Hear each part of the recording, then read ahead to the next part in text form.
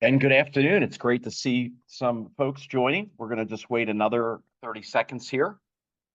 Glad that you're able to join us today.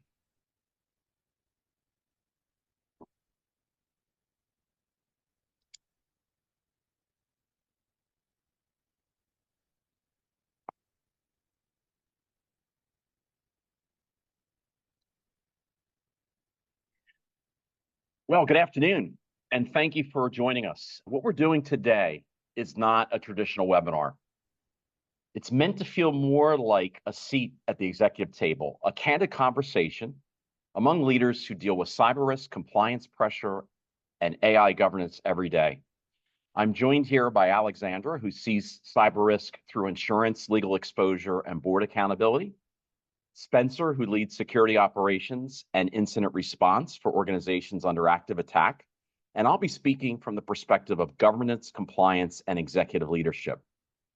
This is also, we hope, the first in a series of executive roundtable discussions like this. We'll generally love to get your feedback. What topics are keeping you up at night? AI governance, board accountability, cyber insurance. You let us know. The series is for you. And here's how we're going to spend the next 30 minutes. First of all, what leaders should have understood in 2025, but often didn't? What should executives be preparing for in 2026? Because waiting is often too late.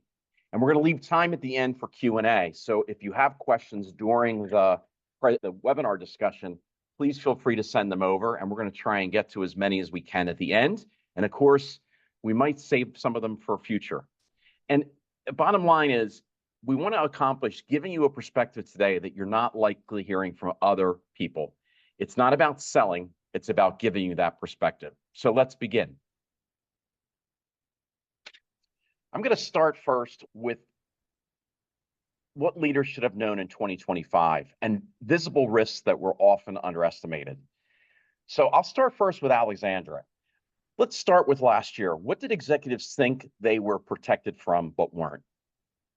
Yeah, it's not even so much what they were protected from, it's what they might not have realized they were exposed to. And I think my first kind of miss of understanding, and I think it's something both of you can relate to as well in what you see with clients, is understanding of supply chain risk. And what that translates to from a cyber insurance perspective is, how does my potential business interruption coverage come into play or not?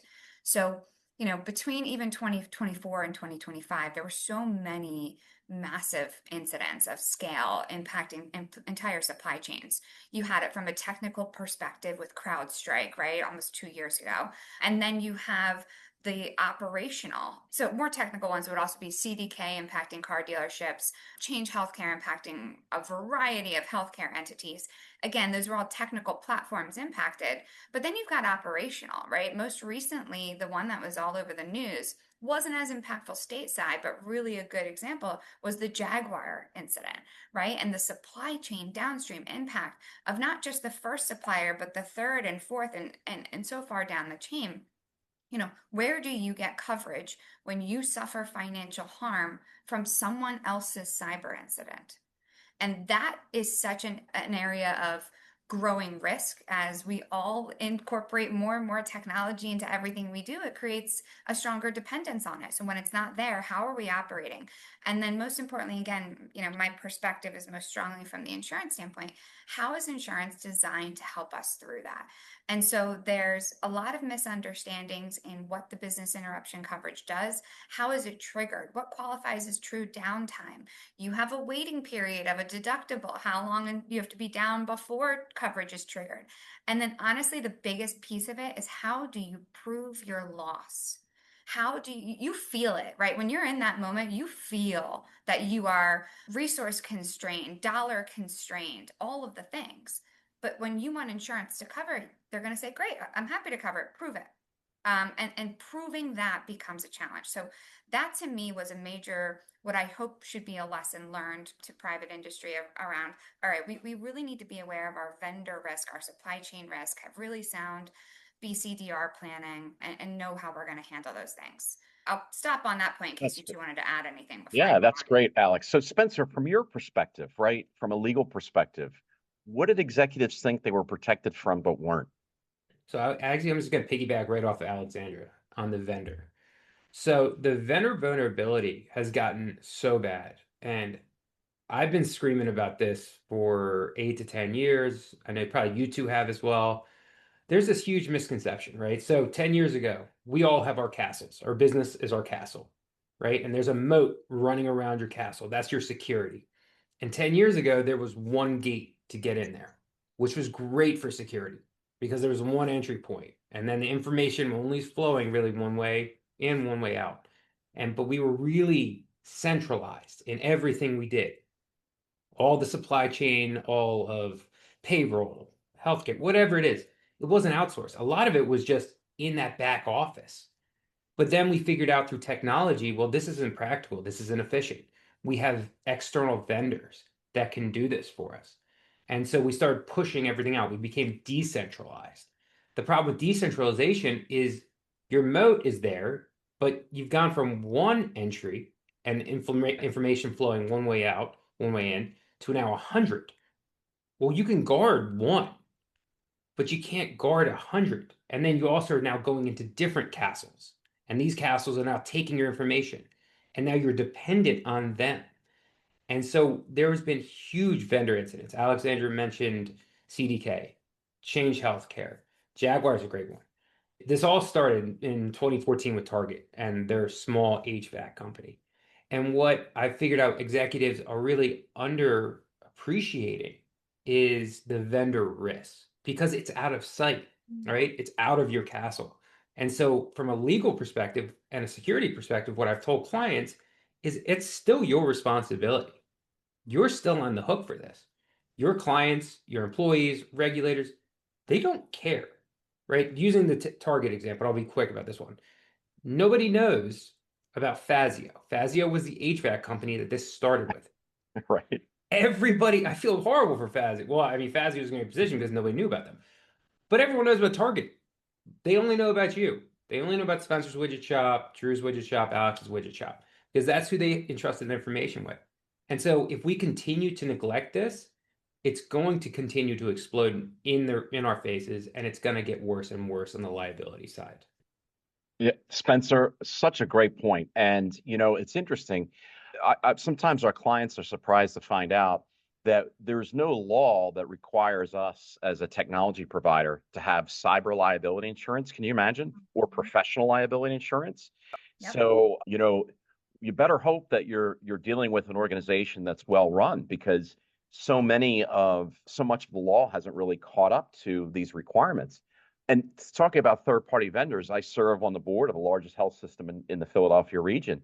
And our biggest concern around cybersecurity is related to these small third-party vendors and legacy systems that aren't easily upgraded. So huge areas of concern. I'd also add from my perspective, in terms of wishing what people should know is this whole AI adoption, right? Every time you turn on something, it's AI this, AI that. Those of you that use applications, right? You log into HubSpot, you log into QuickBooks, you go anything. It's like, oh, here's now the AI, the AI, the AI. And it feels like, and I'm dating myself, it feels like the 1990s, .com this, .com that. And it's sort of, it's a wild world out there. And what we're seeing is that organizations are adopting AI, but they're not adopting the appropriate governance around it and the appropriate use around it. And the best example I give is an organization that just runs off and puts AI in the organization. And next thing you know, the employees are asking the internal AI learning model, how much does the CEO make? And how much is this? And are we going to sell the company in the next 6 months? And the AI is giving those answers from the internal information that's within the AI system that hasn't been structured properly before the AI system has been introduced. So something that's going to be certainly big last year, but will be big this year. There's no doubt about it as we continue to go forward. So I bet everyone listening is about to go search, what does their CEO make? Yeah, GPT. Or if they are the CEO, they're going, can you not tell people what I make? Yeah.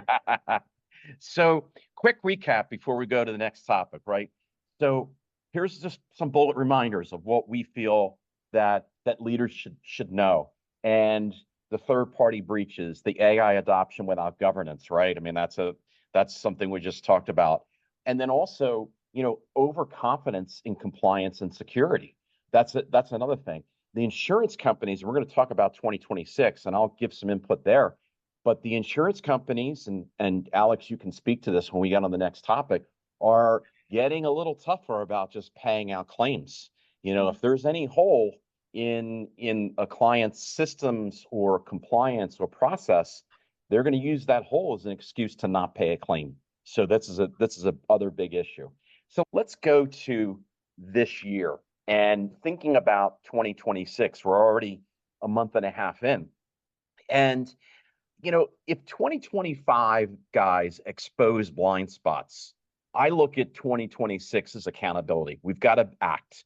So what should executives be preparing for now before they're forced to react? We don't want our friends on this webinar to have to react.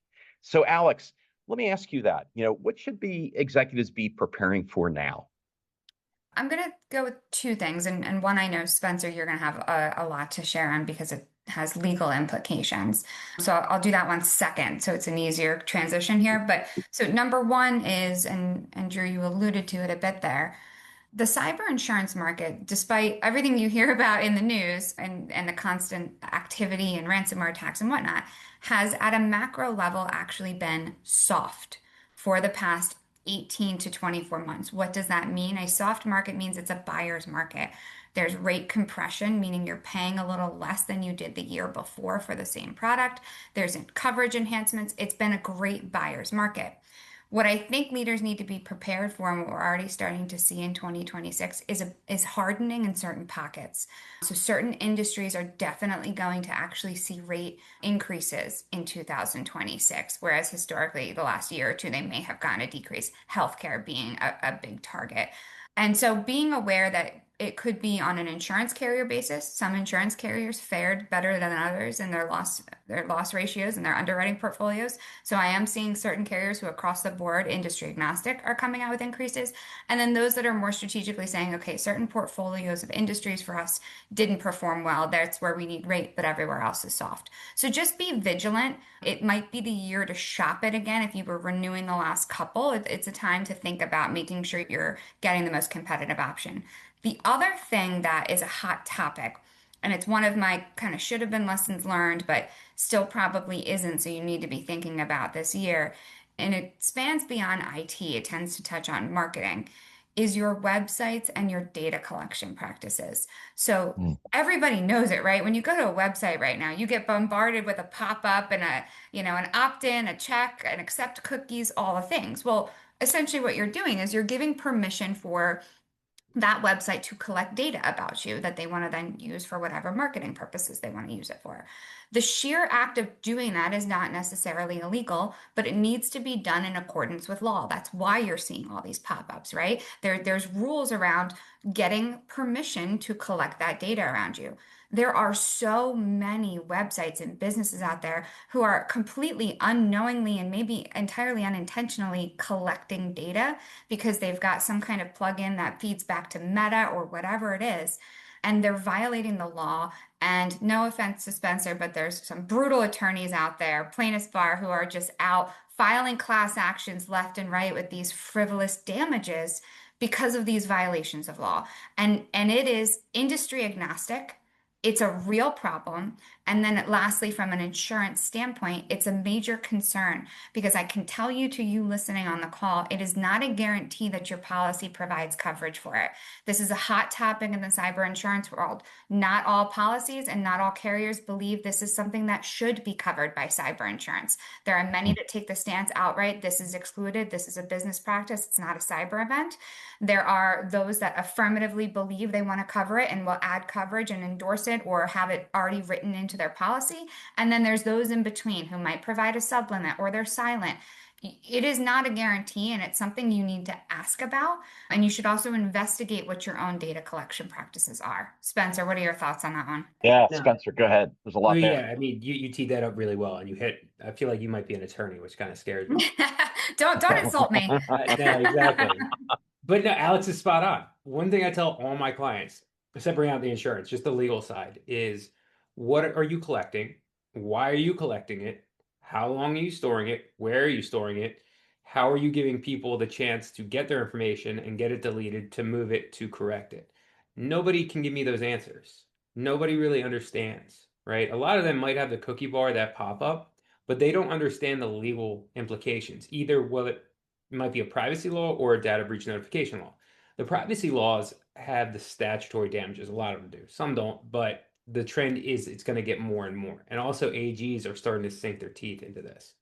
And so a Mhm. huge conversation in the past year is when I get a client, I will go to their website and I'll pull it up and I'm like, where's your privacy policy? Mm-hmm. What do So you many don't collect? even have privacy policies still, Yeah. right? Yeah. And it's not hard for me to figure out what kind of tools, what kind of tracking tools they have that are grabbing my information without my consent. But then again, we're all aggregators. We love being data aggregators. We love the marketing. We love to see where people are going, what they're doing, what information we have. But the truth is, why are we really doing it? Where is your business case towards this? And then do you understand your legal responsibilities? And then to Alex's point, a lot of the carriers aren't writing this and are excluding it. And then my client doesn't know about it. And I'll sing Alex's praises because I do work with Alex. Your broker needs to be explaining this to you. Your broker needs to break down the application and walk you through it because the last thing you want is to get to me, think you have coverage, and Mm-hmm. then you're paying me out of pocket because your broker didn't tell you that that's not covered. And this is just going to get worse and worse in terms of the And privacy. you're talking thousands of dollars in legal fees, thousands of dollars in settlements of nuisance settlements to make these things go away. And it's a real problem, and it definitely is something that concerns me. Yeah. Yeah.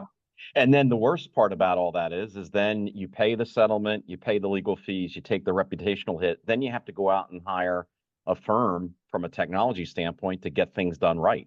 Yep. And that's, whether it's your internal IT might have messed some things up, your external vendor might have, you have to go through that process anyway, which really stinks. And that kind of leads into my thoughts related to these issues. For many, many years that I've been doing this, I've always struggled with trying to get the technology issues up to the C-level. Lots of times organizations sort of pass off the technology stuff to sort of the IT guy or gal or just the person in your company who might not have any authority or decision making, but they know the most about technology, so we're going to make them the expert on this. And getting the attention of the C-level has always been a challenge for us.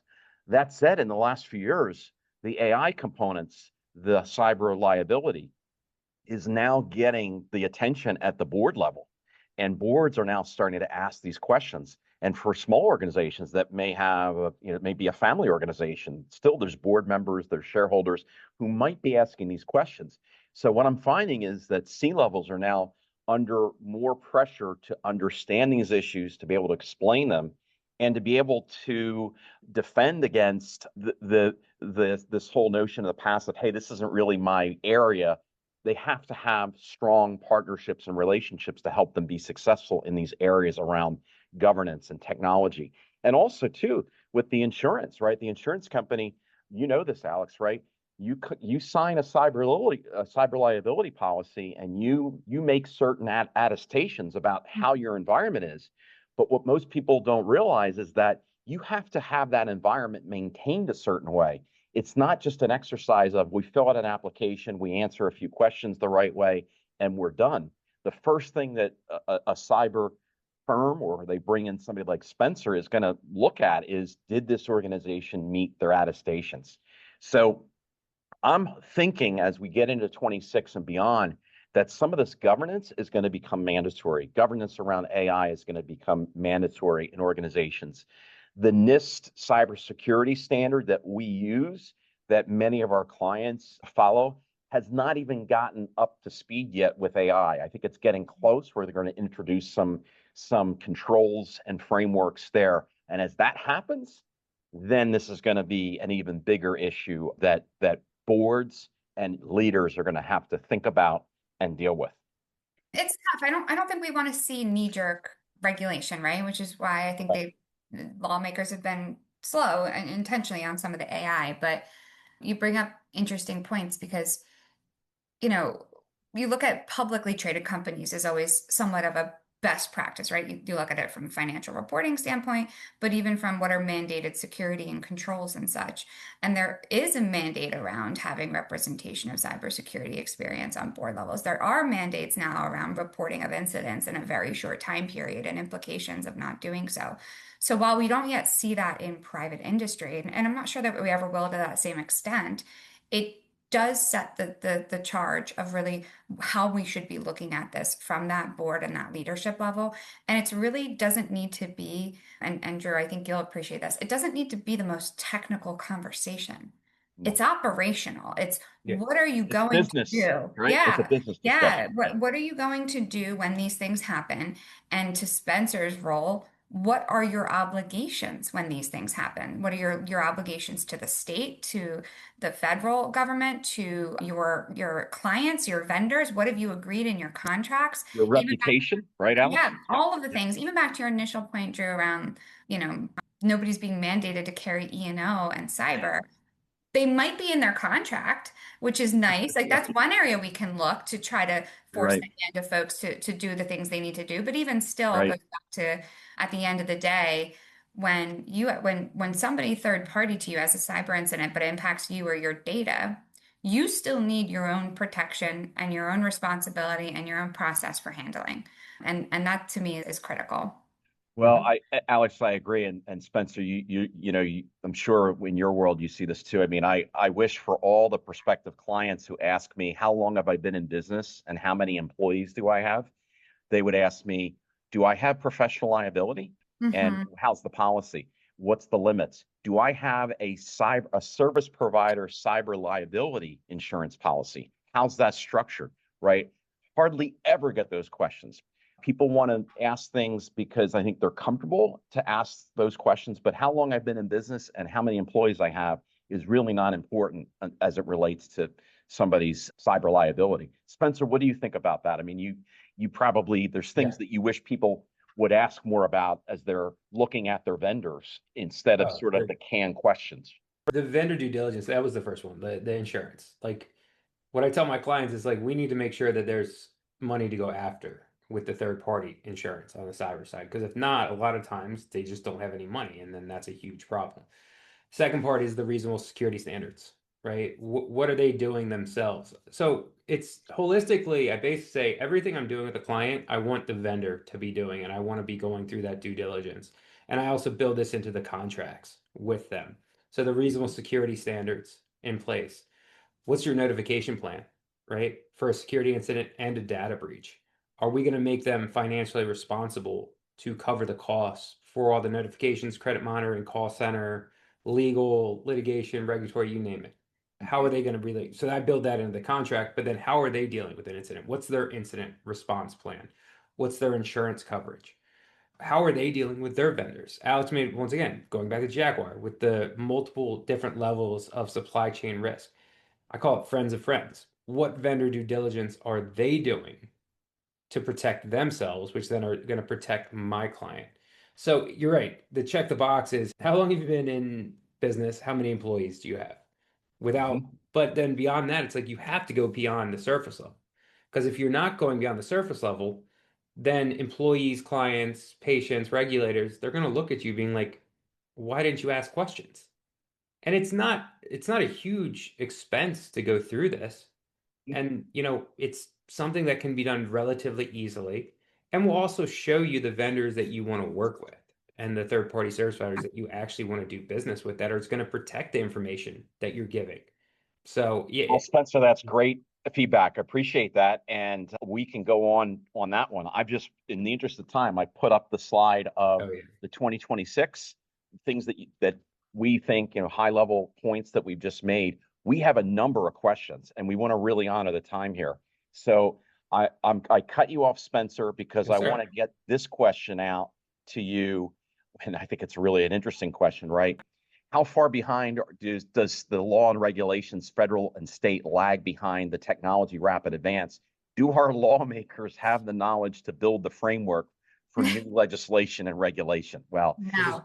Spencer, No, that's a no, softball. no. This is Yeah. like when they put together the California Consumer Protection Act, there was like a joke in the legal community and the technical community that literally people the regulators just took a bunch of words, slapped them together, and then threw out a law.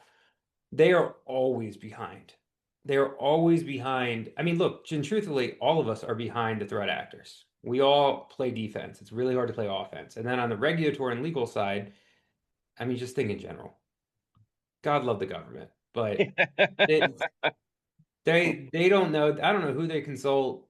The laws never catch up. The laws are always trying to catch up to the problems going on rather than being proactive. And then when they try to be proactive, they get way ahead of their skis and Mhm. create unreasonable barriers. I I was just would, gonna say, I think that's an important balance, right? Yes. Because they are trying to balance not stifling innovation, Mhm. but still protecting the interests of the public. And I don't profess to say that that's an easy task. I'll be the first to profess nobody's doing it perfectly, but I also don't think it's as simple. And unfortunately, sometimes it lags until something else happens. Yeah, and I think it's important to note too, right, that this whole cybersecurity thing is a journey. It's not really a destination because it is a constant journey. There's organizations that are different continuums of maturity.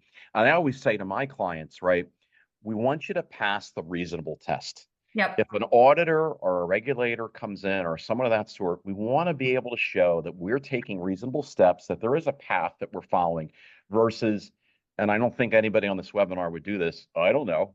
I didn't know anything. I don't know what's going on. That's not reasonable. So I think it's a great point. So here's Alex. Here's a great question for you. It just came in. Is cyber insurance getting harder to get? And will it get harder? Ooh, good question. It's not in the moment. What we have is where I said the market's starting to harden, you're still benefiting from the softer market of the last year, such that the questionnaires have not evolved significantly. I think you're going to see evolution even in 2026, questions around AI governance and what you're using, how you're using it, questions around your supply chain dependencies, what are your most critical applications, and are you doing anything to manage those third parties, or what are the implications there?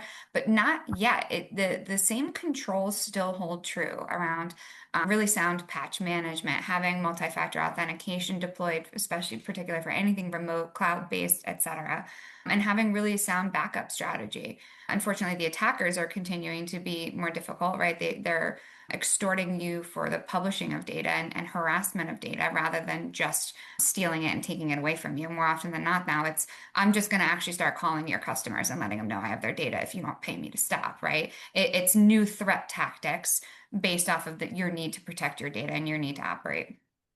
Yeah. And there's another final question because we're gonna jump given that our time is Yeah. here. Somebody asked me or asked, are bigger organizations more targets or small organizations more target? Who has the bigger target?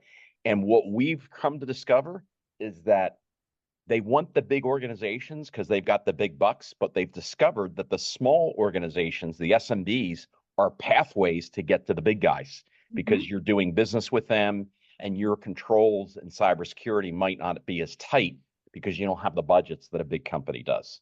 So any final thought on that, Alex? And everyone's a target. everybody's Yep. a target.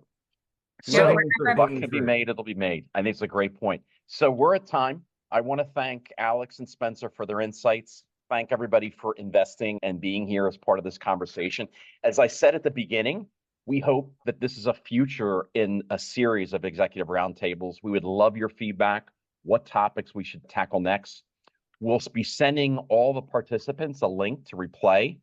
You'll be able to watch this discussion or share it with colleagues or board members. And if any topic touched you today was particularly relevant to your organization, simply reply with that email with your thoughts or suggestions. So our goal is to make this an enriching, high-value conversation for leaders and not just another webinar. So thanks for being part of it. Have a great day. Take care. Thanks, everyone. Thanks, Bye. Drew. Thank you.